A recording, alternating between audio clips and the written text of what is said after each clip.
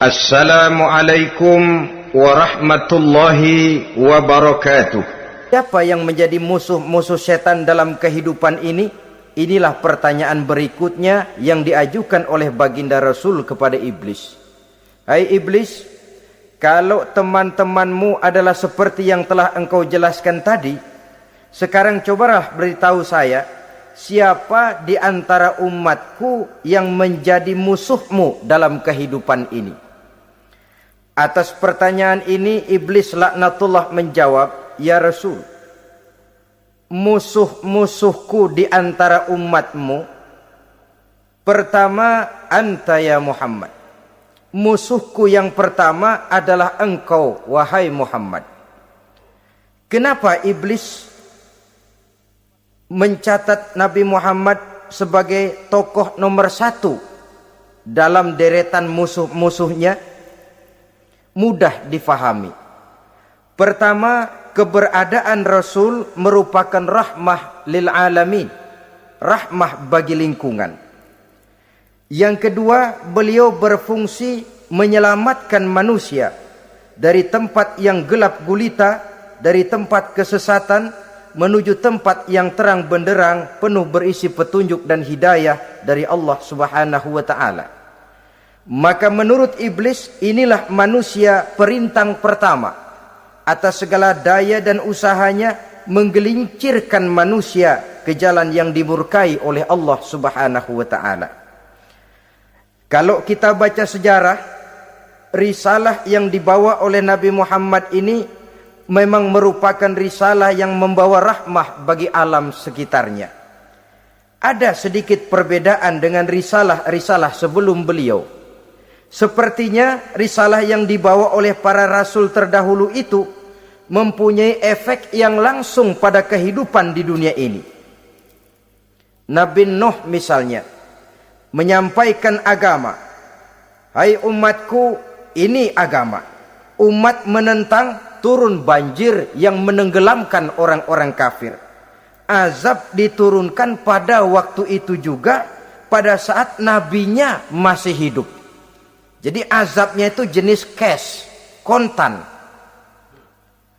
Nabi Soleh, hai umatku, ini agama. Mereka menolak, turun gempa bumi yang amat hebat menggulung orang-orang kufur. Nabi Musa, hai umatku, ini agama. Mereka menolak, sebagian ditenggelamkan di Lautan Merah, sementara sebagian lain dikutuk menjadi monyet-monyet yang hina, seperti diceritakan dalam Al-Quranul Karim. Lain dengan Rasulullah Sallallahu Alaihi Wasallam.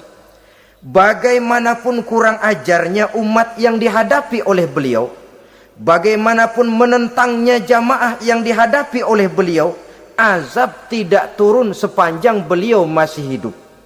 Ini merupakan jaminan dari Allah, wa ma kana Allahu liyu'azzibahum wa anta fihim. Allah sama sekali tidak akan menurunkan azab selama engkau wahai Muhammad masih hidup di tengah-tengah umatmu.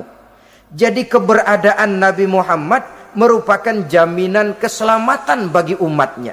Selama beliau masih hidup, azab tidak turun bagaimanapun kurang ajarnya umat. Di sini sedikit bedanya dengan nabi-nabi terdahulu.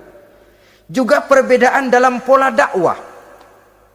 Nabi Nuh ketika dakwahnya ditolak oleh umat, keluar doanya meminta umatnya ditenggelamkan.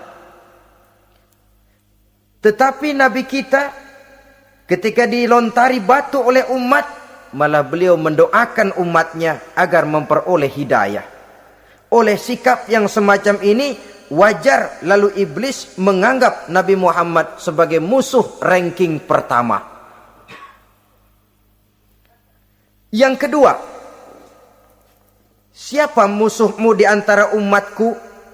Yang kedua kata iblis, musuhku Muhammad imamun adil. Pemimpin yang adil. Itu yang akan menjadi musuhku di dunia ini. Putus asa iblis menghadapi pemimpin yang adil. Tipu dayanya tidak terkena. Segala tingkah polanya tidak diperturutkan. Imam yang adil Pemimpin yang adil merupakan musuh daripada iblis laknatullah alaih. Apa sebabnya? Karena pemimpin yang adil mempunyai dampak dalam kehidupan di dunia ini. Melindungi orang banyak, menenteramkan orang banyak. Makin aman, tentram, tenang situasi dan kondisi, makin mudah orang melaksanakan ibadah. Makin tekun orang melaksanakan ibadah, makin dekat dia dengan Allah. Makin dekat manusia dengan Allah, makin jauh dia dari iblis. Sebab dua hal ini selalu kontradiktif. Jika kita jauh dari Allah, tentu dekat dengan iblis. Jika kita jauh dari iblis, harus dekat tentu dengan Allah. Dan begitu selanjutnya. Dalam kaitannya dengan kehidupan kita sekarang, saudara-saudara, disinilah perlunya mempersiapkan manusia. Membangun manusia itu jauh lebih sulit daripada membangun jembatan. Membangun manusia itu lebih sulit daripada membangun gedung-gedung bertingkat. Termasuk membangun dan mempersiapkan calon-calon pemimpin yang adil di masa yang akan datang. Membangun jembatan penting. Tapi lebih penting daripada membangun jembatan adalah membangun manusia yang bikin jembatan. Sebab kalau manusia yang bikin jembatan tidak dibangun lebih dahulu, saya khawatir jembatannya nanti habis dimakan oleh yang bangun jembatan. Mengaspal jalan raya penting. Lebih penting dari mengaspal jalan raya, membangun manusia yang mengaspal jalan itu. Sebab kalau manusia yang mengaspal jalan bermental rusak dan bejat, saya khawatir jalan belum selesai, aspalnya habis dimakan oleh yang ngaspal. Inilah pentingnya membangun manusia pembangunan. Semua tugas-tugas besar, semua pekerjaan-pekerjaan yang baik harus berangkat dari niat yang baik, berangkat dari hati yang bersih. Siapapun adanya kita, apapun profesi kita. Yang jadi kiai, marilah berangkat dari niat yang bersih. Yang jadi mubalik, marilah berangkat dari niat yang bersih. Niatnya itu mau menghidupkan Islam atau mau cari hidup jual Islam. Kalau mau menghidupkan Islam, mari sama-sama kita berjuang. Tapi kalau mau cari hidup untuk dengan menjual Islam, minggir saja daripada nanti bikin malu. Yang mengurus masjid, mari berangkat dari niat yang bersih. Ngurus masjid itu niatnya mau menghidupkan masjid atau mau cari hidup di dalam masjid. Kalau mau menghidupkan masjid, mari. Tapi kalau mau mencari hidup di dalam masjid, tolong minggir saja daripada nanti bikin aib. Yang jadi orang alim, mari berangkat dari niat yang bersih. Jangan memperjualbelikan fatwa, yang halal dikatakan haram, yang haram jadi samar-samar, nanti membingungkan umat. Berangkat dari niat yang bersih, membangun manusia pembangunan. Ini barangkali istilah yang lebih kena. Saudara-saudara kaum muslimin rahimakumullah. Setiap kita pada hakikatnya punya bakat. Secara fitrah yang kita bawa, bakat apapun kita ini punya. Saudara punya bakat jadi pemimpin, saudara pun punya bakat jadi pengkhianat. Saudara punya bakat jadi orang soleh, saudara juga punya bakat jadi orang salah. Saudara punya bakat jadi orang besar, saudara pun punya bakat jadi orang hina. Seluruh bakat ada di dalam diri kita. Tinggal nanti pertumbuhannya mana yang lebih subur. Saudara punya sifat berani, saudara pun punya sifat takut. Seberani-beraninya orang mesti ada sifat takutnya. Nanti mana yang tumbuh lebih subur? Kalau takutnya tumbuh lebih subur, dia akan jadi orang penakut. Kalau beraninya yang tumbuh lebih subur, dipupuk oleh lingkungan, pendidikan dan sebagainya, dia akan tumbuh jadi orang pemberani. Oleh karena itu, agama merupakan lingkungan yang subur untuk menumbuhkan benih-benih yang baik yang kita bawa bersamaan dengan lahirnya kita ke alam dunia ini. Setiap kita, saya, saudara, punya bakat jadi pemimpin, punya bakat jadi pengkhianat, punya bakat jadi pengabdi, punya bakat jadi koruptor, punya bakat jadi pemelihara, punya bakat jadi perusak. Tinggal nanti lingkungan pendidikan yang menumbuhkan, mana yang tumbuh lebih subur. Kalau lingkungan saudara lingkungan maling, maka sifat pengkhianat akan tumbuh lebih subur. Kalau nanti saudara jadi pemimpin, insya Allah korupsi. Lingkungan yang menumbuhkan sifat mengabdi, sifat berbuat tanpa pamrih, dikalahkan oleh sifat pengkhianat dan korupsi itu yang dibentuk oleh lingkungan, pendidikan, pengalaman dan sebagainya. Oleh karena itu, secara dini agama menanamkan, menyuburkan fitrah-fitrah yang baik yang kita bawa bersamaan dengan hadirnya kita dalam kehidupan ini. Sebab itu seorang penyair bernama Syauqi mengatakan dalam sebaik syairnya, waladatka ummuka ya ibna adam bakian wan nasu haulaka yadhakuna surura. Hai manusia, pada saat kamu dilahirkan kamu menangis dan orang lain di sekelilingmu ketawa. Kakek senyum dapat cucu baru, paman gembira dapat keponakan baru, sementara kita yang lahir menangis. Betul apa benar? Apa ada saudara yang begitu dilahirkan terus nyengir? Saya kira kabur dukunnya itu. Setiap kamu hai manusia lahir dalam keadaan menangis, orang sekelilingmu tertawa. Karena itu katakan kepada mereka yang senyum di sekelilingmu, hai manusia, pada saat saya dilahirkan saya menangis dan kamu semua tertawa. Baik manusia. Tapi nanti pada satu saat harus terjadi kebalikannya. Kalau dikala saya lahir saya menangis dan kau semua senyum, nantilah manusia. Kalau satu saat saya meninggalkan alam dunia ini, saya akan berangkat dengan senyum. Dan kalian semua akan berurai air mata. Kalau perlu dari Sabang sampai Merauke kibar bendera setengah tiang. Kalau perlu. Jangan terbalik, kita mati melotot orang malah gembira. Karena hidup selalu membawa sifat-sifat yang merusak. Inilah orang kedua yang menjadi musuhnya iblis dan beruntung menjadi musuh iblis. Siapa? Imamun adil, pemimpin yang adil. Saudara-saudara kaum muslimin rahimakumullah. Yang ketiga musuh iblis, ghaniyun mutawadhi, orang kaya yang rendah hati, orang kaya yang tidak sombong. Kaya apa saja, baik kaya oleh karena ilmu, orang yang kaya karena ilmu disebut orang alim. Baik kaya karena materi, orang kaya karena materi dinamakan hartawan. Baik kaya karena kedudukan, orang yang kaya karena kedudukan dinamakan pejabat.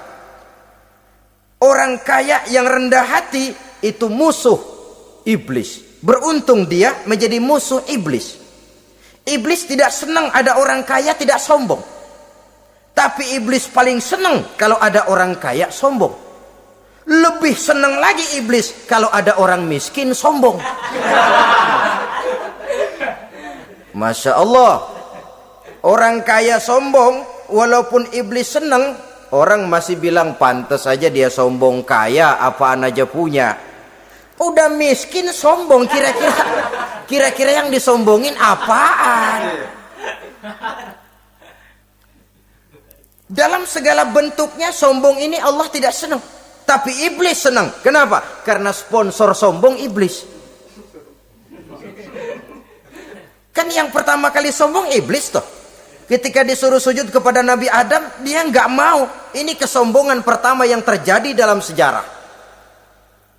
Ketika ditanya kenapa kau tidak mau sujud iblis? Saya kan dibikin dari api, Adam dari tanah. I am the best.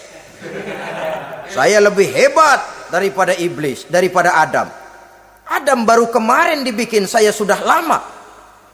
Kata Allah, kamu sombong iblis, ini surga bukan tempat orang sombong. Keluar! Terusir dia dari surga. Jadi kesombongan pertama adalah kesombongan yang dilakukan oleh iblis. Dan dia tanamkan itu kepada kita supaya jadi orang sombong. Karena itu sombong ilmu Allah nggak senang, tapi iblis senang.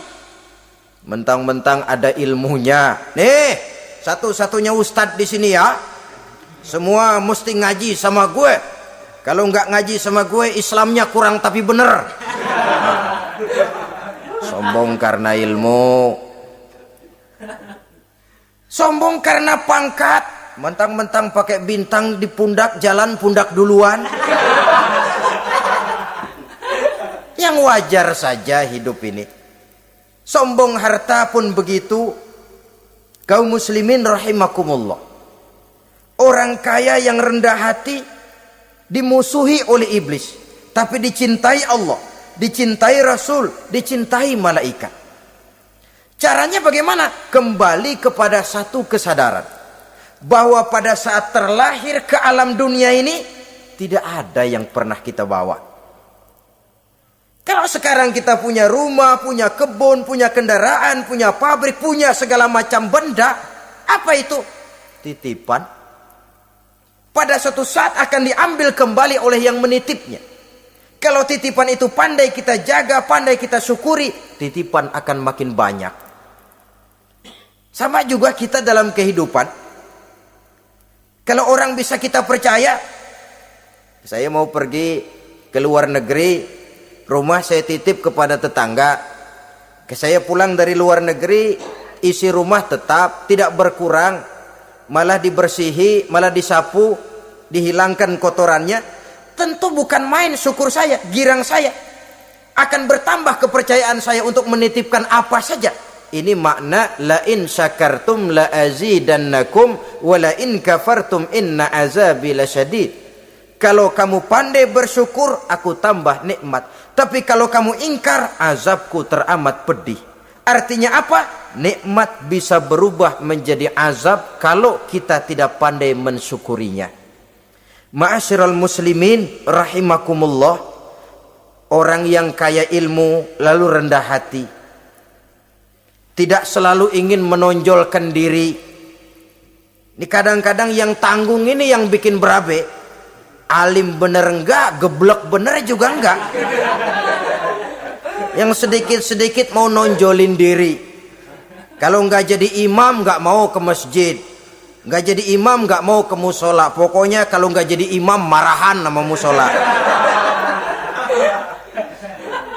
Macam mana? Saudara-saudara kaum muslimin, rendah hati. Tidak selalu ingin menonjolkan, sebab orang yang selalu ingin menonjolkan dirinya biasanya orang yang kekurangan kepercayaan kepada kemampuan dirinya sendiri.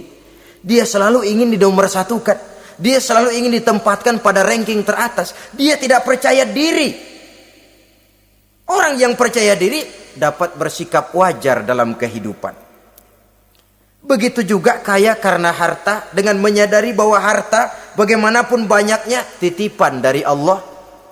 Pada suatu saat akan kembali, dia harus dimanfaatkan sesuai dengan kehendak yang menitipnya. Begitu juga kaya oleh karena pangkat, kedudukan dan jabatan. Pada suatu saat jabatan itu akan hilang dari diri kita. Karenanya sering saya jelaskan bahwa pangkat di dunia ini yang paling tinggi pensiun. Titel yang paling akhir almarhum. Saudara setuju atau tidak, titel itu akan saudara dapat. Bagaimanapun kita cinta kepada pangkat, kedudukan, entah pada akhirnya satu saat akan sampai kepada posisi yang namanya pensiun. Kalau sadarlah kita kepada pemikiran ke arah sana, maka untuk mencapai kekayaan, baik kekayaan harta, kekayaan kedudukan, tidak lalu menghalalkan segala cara untuk mencapai tujuan, tapi dibatasi oleh norma dan kaedah yang harus dia taati, baik kaedah agama maupun kaedah bernegara. Inilah orang ketiga yang menjadi musuhnya iblis, orang kaya yang rendah hati, orang kaya yang tidak sombong. Yang keempat, saudara-saudara, tajirun shadiq, pedagang, pengusaha yang jujur. Iblis gedek betul,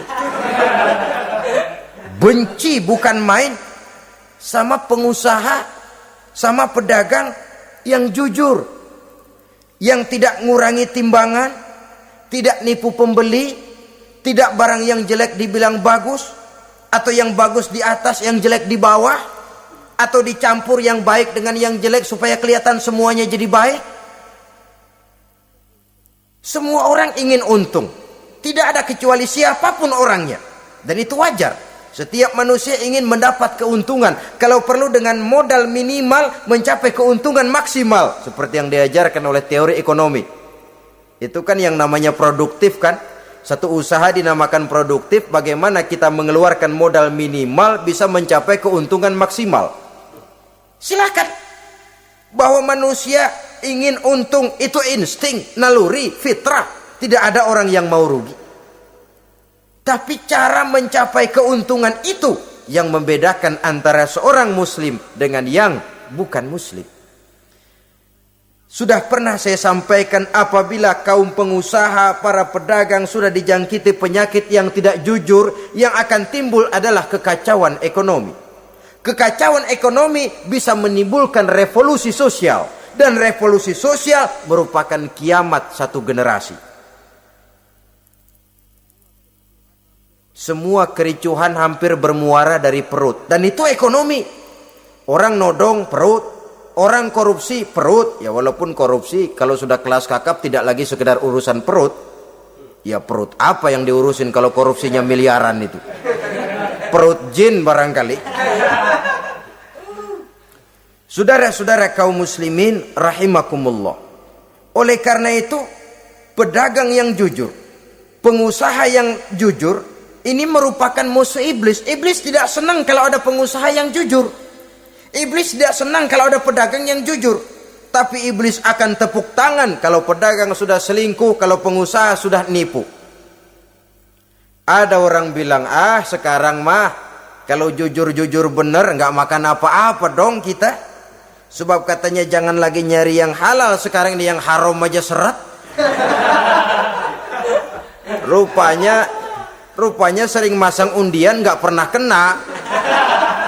Lalu bilang jangan yang halal, yang haram aja nggak kena-kena katanya. Sebenarnya bukan itu masalahnya, saudara-saudara. Bukan itu masalahnya. Masalahnya ialah bahwa kejujuran membawa keberkahan. Ini kalau kita berpikir dengan kacamata agama. Keberkahan merupakan sumber ketenangan. Dan ketenangan ini tidak bisa dibeli dengan materi yang bagaimanapun banyaknya. Walaupun kita punya percetakan duit, ketenangan itu nggak bisa dibeli. Jangankan cuma punya duit banyak, percetakan duit saudara punya, mau membeli ketenangan yang berasal dari keberkahan, sulit. Jadi kejujuran membawa keberkahan, keberkahan membawa ketenangan. Jangan macam dulu tukang sol sepatu. Ditanya oleh temannya, "Bang, ngesol satu hari dapat berapa?" 200 rupiah. Sembayang enggak? Enggak. Islam kalau Islam mah. Kata temannya, sembayang dah, kali aja besok dapat rezeki lebih banyak. Yang benar, iya. Sebab kalau orang sholat itu Allah dekat, nanti rezekinya ditambah. Beneran? Bener. Subuh sembayang dia. Habis sembayang sarapan, berangkat ke tempat dia ngesol, mangkal. Dari pagi sampai jam 11 belum ada juga yang ngesol. Mulai bimbang hatinya. Katanya kalau sembayang rezeki tambah. Tadi sembayang subuh sampai gini hari belum ada yang ngesol. Cobaan kali, sabar. Datang sholat zohor. Habis zohor nunggu lagi, belum juga ada yang datang ngesol. Udah mau pulang hampir maghrib, baru datang satu orang dandanin sendal jepit putus.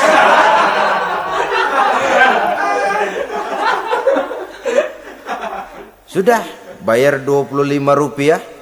Pulang dia si tukang sol ini, ketemu sama temennya yang nyuruh sholat tadi.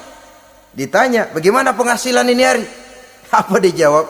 Gua kapok deh sembahyang.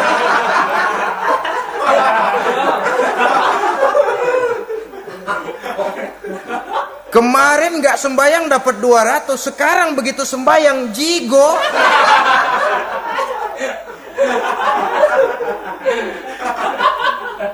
Dia tidak sadar bahwa dengan dari kacamata agama 25 rupiah yang membawa berkah jauh lebih baik ketimbang 200 uang panas.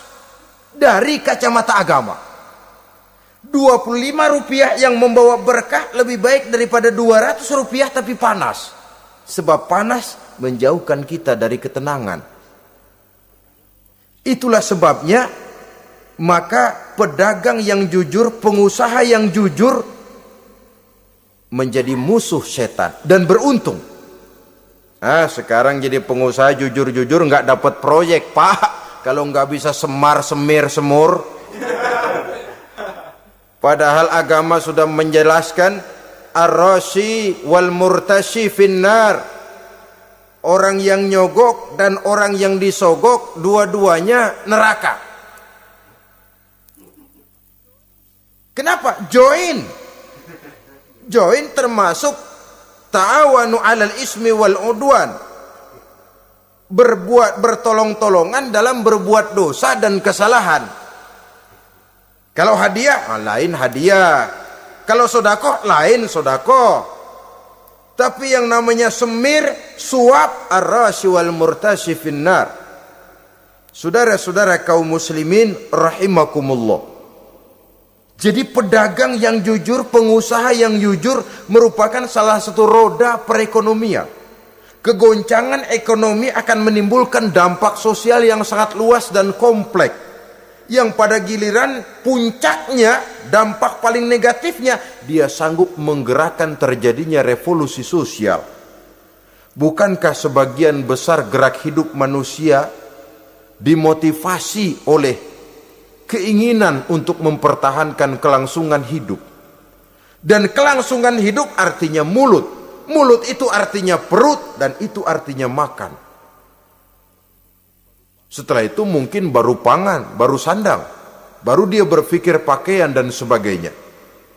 Jadi karena dia merupakan penggerak roda ekonomi, pedagang yang jujur, pengusaha yang jujur mutlak diperlukan dalam kehidupan ini. Sebab sekali lagi kejujuran akan membawa keberkahan, keberkahan memberikan ketenangan dalam kehidupan.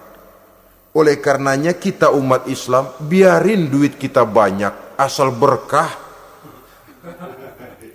Itu tentu idealnya. Ketimbang dikit tidak berkah, lebih baik ia banyak, ia berkah.